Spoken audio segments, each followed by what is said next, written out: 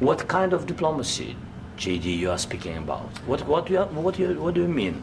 I'm talking about the kind of diplomacy that's going to end the destruction of your country. Yes, but if you Mr. President, with respect, I think it's disrespectful for you to come into the Oval Office and try to litigate this in front of the American media. Right now, you guys are going around and forcing conscripts to the front lines because you have manpower problems. You should be thanking the president for trying to bring an end to this conflict. Have you ever been to Ukraine that you say what problems we have?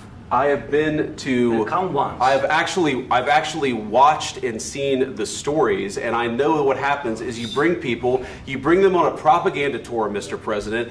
Do you disagree that you've had problems bringing people into your military? And do you think that it's respectful to come to the Oval Office of the United States of America and attack the administration that is trying to prevent the destruction of your country? A lot of questions. Let's start from the beginning. Sure. First of all, during the war, everybody has problems. Even you, but you have nice ocean and don't feel now, but you will feel it in the future. God bless. You don't know that. God bless. You God bless. You will not have a war. Don't tell us what we're going to feel.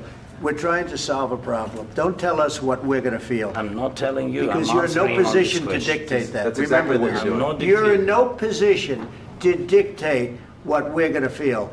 We're going to feel very good. You will feel influence. We're going to feel very good and very strong. You will feel influence. You're right now not in a very good position. You've allowed yourself to be in a very bad position, and he happens to be right about it. From the very beginning of the war. You're not in a good position. You don't have the cards right now. With us, you start having cards. Right now, you don't. You're playing cards. You're playing cards. You're gambling with the lives of millions of people. You're gambling with World War III. You're gambling with World War III.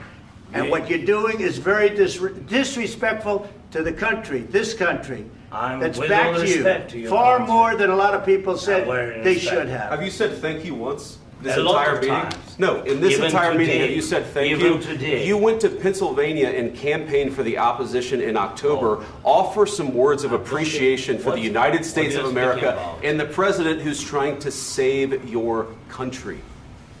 Please, you think that if you will speak very loudly about the war, He's not speaking loudly. He's not speaking loudly. Your country is in big trouble. Can I Wait a answer? minute. No. You've done a lot of talking. Your country is in big trouble. I know. You're not winning. I know. You're not winning this. You have a damn good chance of coming out okay because of us. Mr. President, we are staying in our country, staying strong from the very beginning of the war. We've been alone, and we are thankful. I said thanks you haven't in been this alone. cabinet, You and haven't not been only alone. in this cabinet. We gave you, through this said stupid president, $350 billion.